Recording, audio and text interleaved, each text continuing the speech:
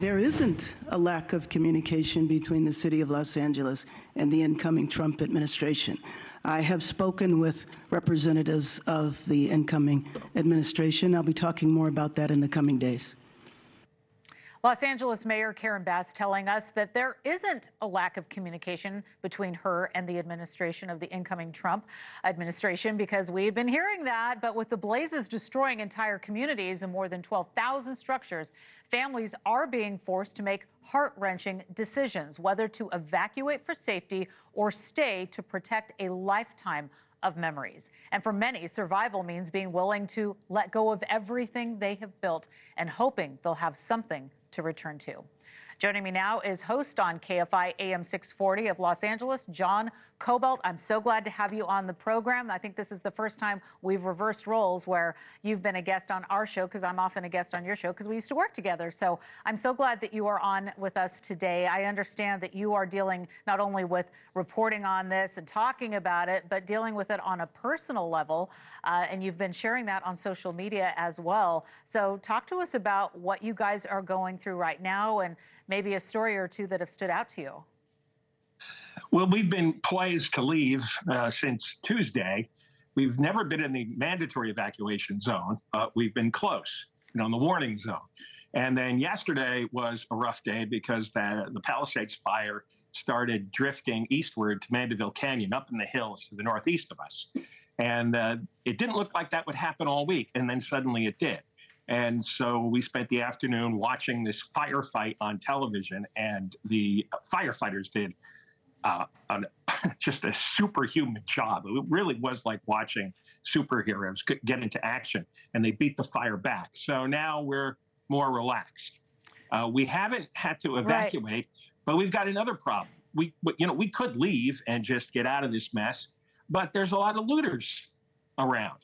And so do you want to lose your stuff to fire or lose your stuff to looters?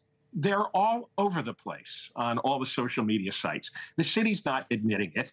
The police and the DA, everybody's talking tough. Mm-hmm. But the truth is, there's just constant bad characters running amok around here. Yeah, I've been seeing this thing about scooter looters where they are buzzing around on mopeds. We've heard that some of them, have been carrying blowtorches, which is really concerning. I only have time for one more question, unfortunately, John. But, as you've been watching this and reporting on it on your show on KFI, I mean, you and I have covered wildfires together. We've never seen anything like this. What has it been like for you reporting on this and talking to people? It's difficult because we're in the town next door. So my wife says she knows about 100 people who've lost their homes. I know dozens, and they've got nothing. It's absolutely gone. And there are homes that we've gone to, that our friends, we've socialized in, and now we're getting pictures, and it's nothing but an empty lot and some rubble. And it's just, it's overwhelming because it's going to take forever to do this. And it doesn't matter what the city officials say. They're the same clowns that botched up the response. And now they're going to cut all the red tape and expedite things. Yeah, sure they will. Right. It's never happened. It's not going to happen in Los Angeles until we get a completely new government. All right. Well, we'll see what happens next. And I know if you're in Los Angeles, you're listening to KFI AM 640 with John Kobylt in the afternoon. And I still listen to you when I'm here in New York. And I appreciate your perspective. And I'm so sorry for what you're going through, to you and your wife and your family. We're wishing you all the best in the communities. Yeah. Yeah, like you said, if you don't, lucky. We still have the house. If you don't know somebody, you know somebody who knows somebody. It's been one of those kinds of things.